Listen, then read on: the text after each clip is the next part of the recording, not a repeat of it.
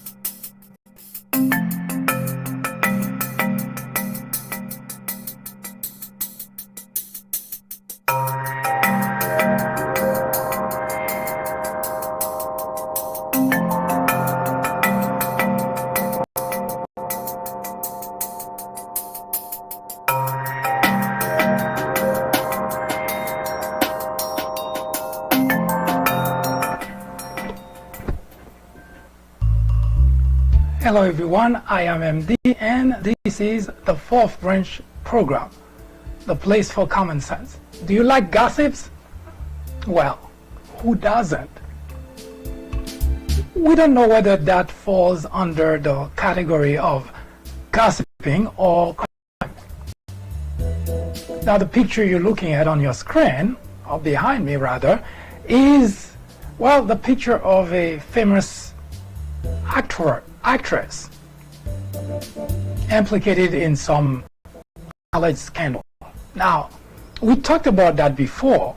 We talked about the silliness of this whole matter. Now, what do you think? How do you feel about that? Now, the gist of it is the following. We're not going to go through the detail. We had one of the programs in the past. We talked about the detail of that college scandal issue that involved a lot of Hollywood people, involves college administrators, college coaches, sport coaches, and so on and so forth. And we did give a little bit of what we think maybe our Justice Department should do.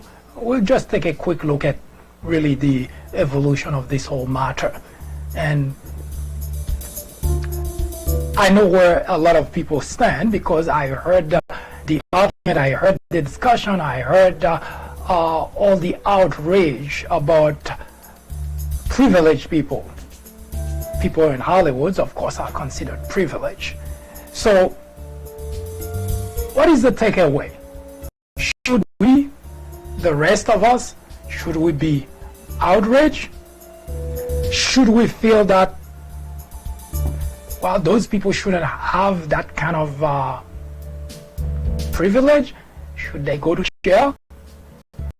Well, the answer is actually a little bit more complex than the question. And we're going to take a quick look at really some of the detail of what happened, and we'll tell you exactly what we think. Remember, this is the fourth branch, the place for common sense.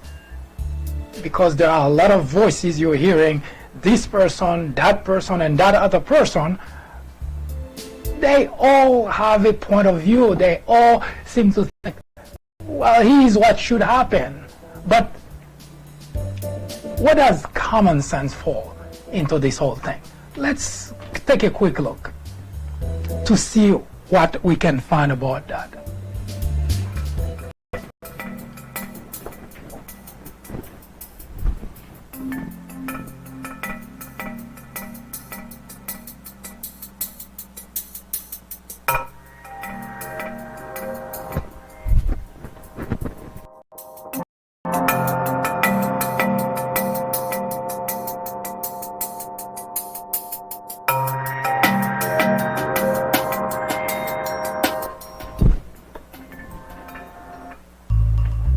Now, here's how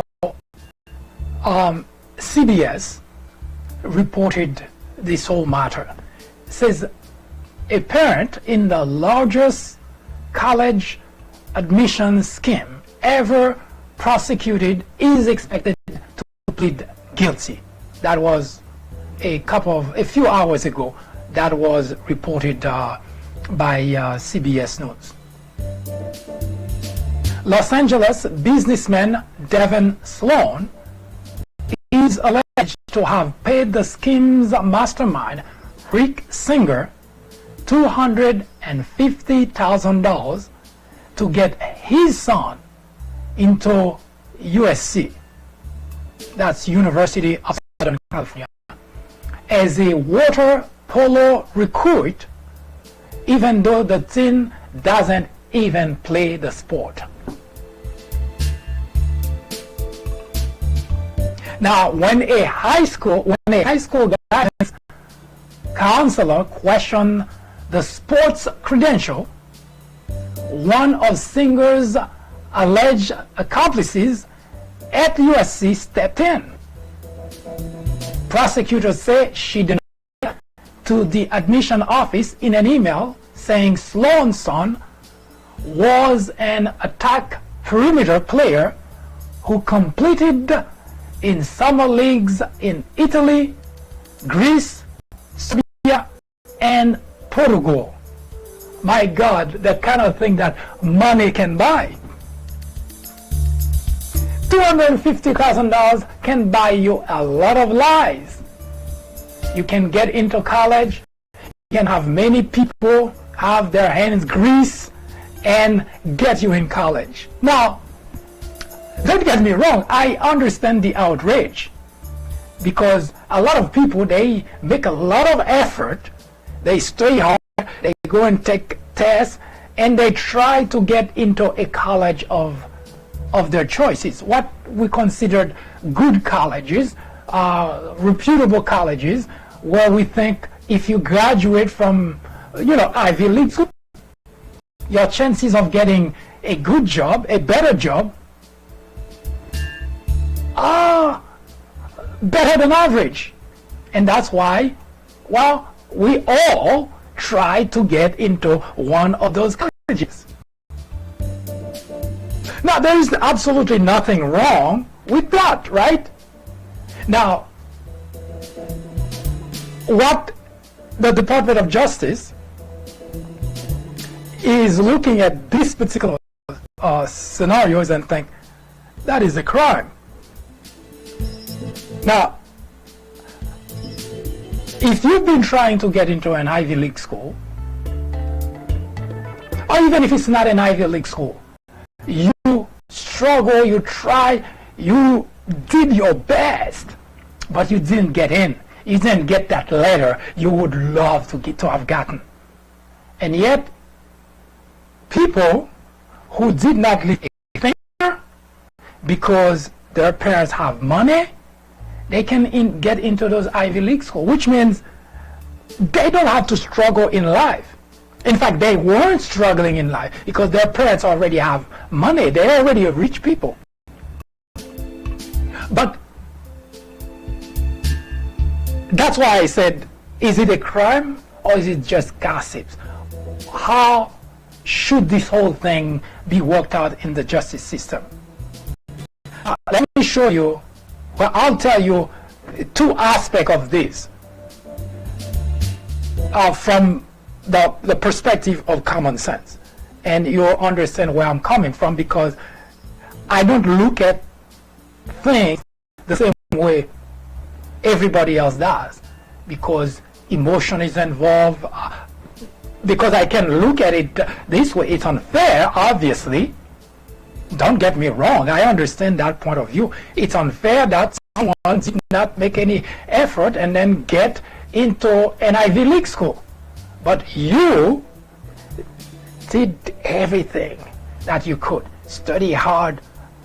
You even lost weight studying in order to do what in your life.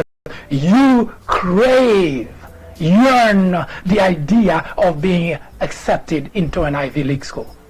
but there will never be any room for you because all the people who can pay their way in already paid their way in, so you're not going to get accepted. So, is it a crime that someone who has money, just like in the case that we're talking about, someone who has money decides to pay for their children acceptance at the school? Is it? Do you consider it a crime? Now let's take a look at the two aspects of this particular scenario, and we'll show you that yes, there is a crime, or there could be a crime, and the other aspect is not so much a crime, it's, well, let's find out.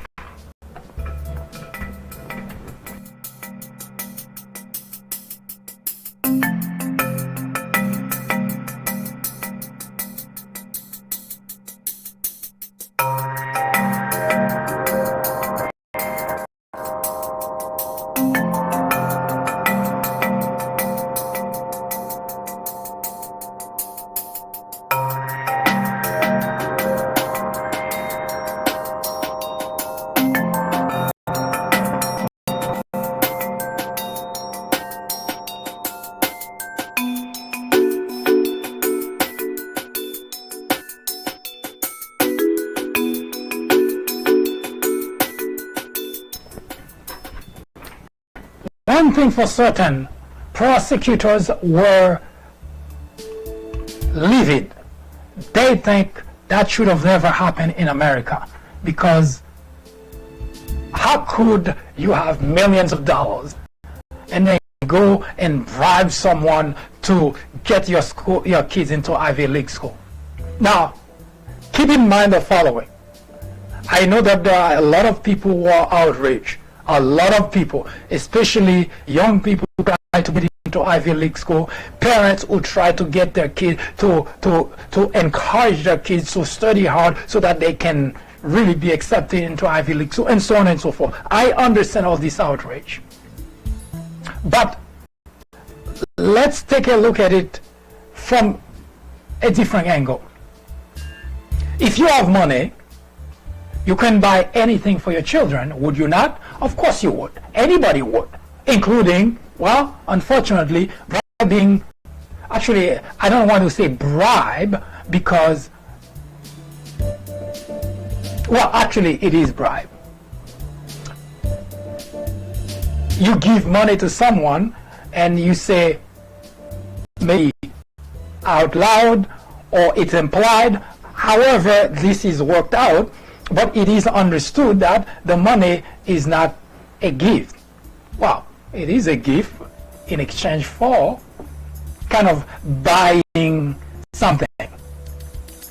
Buying college admission for $250,000, that's a lucrative business. Now, let's look at it from the parent's perspective. From the parent's perspective,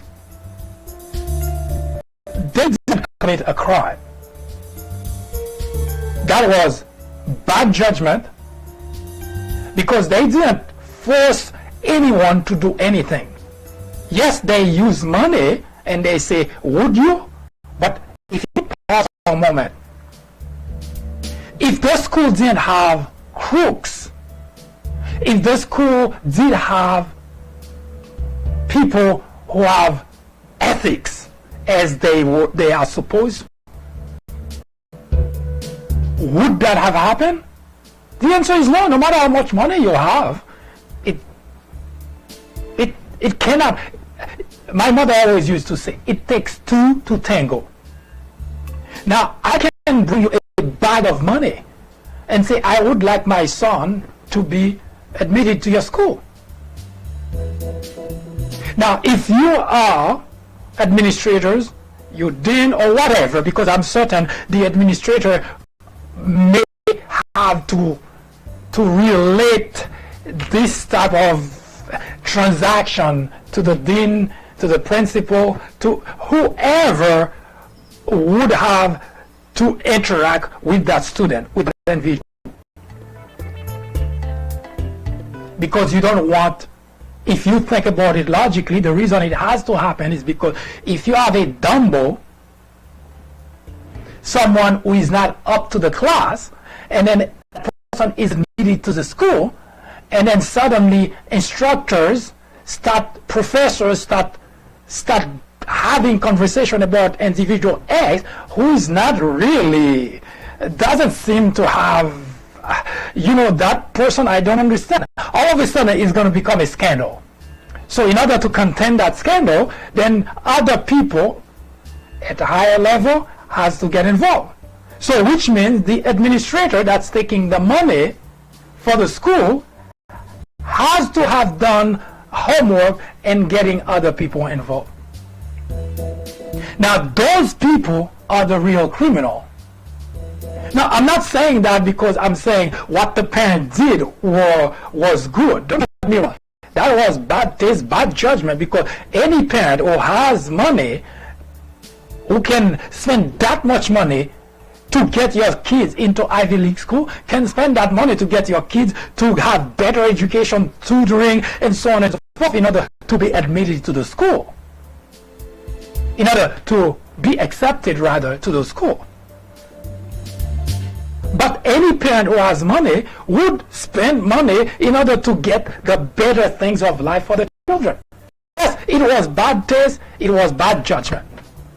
But the schools, that's where the problem. For some reason, I'm hearing mostly it's the parents that the Department of Justice seems to be going after. But the real problem is at the school. It reminds me exactly of what the U.S. government was doing about war on drugs. They go after the people on the street.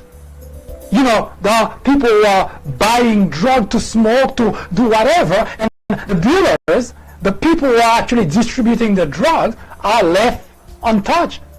So you will always have the problem. And by the way, that's the reason you see so many blacks were put behind bars, because of that problem. That's also a segment we will talk about at some other time. So the Department of Justice is going after those people, parents. Yes, they spend money. I cannot argue that it's bad judgment, it's wrong, but what happened to the schools? Why aren't they paying a price? Because if I can provide you with however much money, millions of dollars.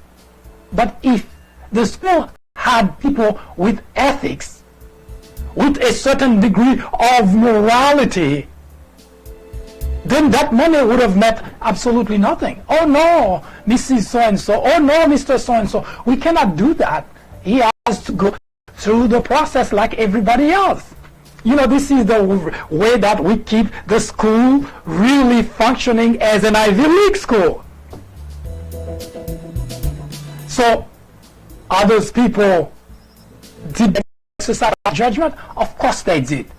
But they are not the criminals here. They didn't put a gun on those schools, administrators, or principals, or dean's head.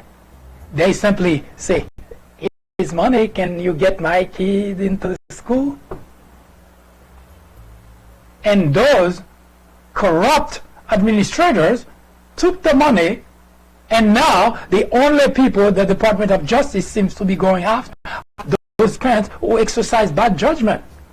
But they are, by no definition, criminals.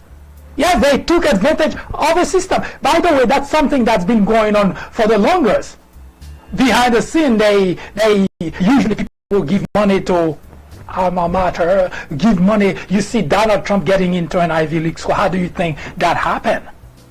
Donald Trump doesn't have the know-how. Of course his parents paid for that. Why do you think he was so quick to have his attorney keep his SAT score hidden? Because he was not qualified to get into Ivy League school. So this is not something that's happening today. It has been happening. Ivy League school has always had those scoundrels, those crooks that see raising money as more important than keeping the of the school, because that was about to happen. So I take really issue about channeling your outrage at those people, at those parents. Yes, don't get me wrong, I already said it. They exercise bad judgment, but they are not the criminal in this case. The schools, the administrators, those Ivy League schools, those are where the criminals happen, the crimes happen. So if you go after the source, if they refuse the money, then there would be no such story. So is it gossip or is it a crime? Well, it depends. If you're talking about the parents, they didn't commit a crime. But if you're talking about the school administrators, yes, this is where the crime happened. So folks, channel your outrage to the proper place, because they did exercise, they took advantage of a system that I can understand. But let's put the blame where it belongs. Without the school keeping the money to do what they did, that would have never happened.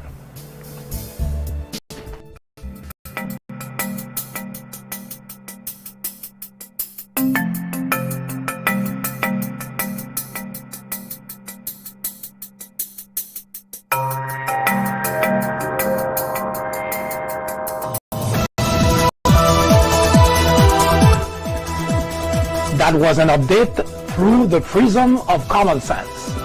Join us again at the top of the hour.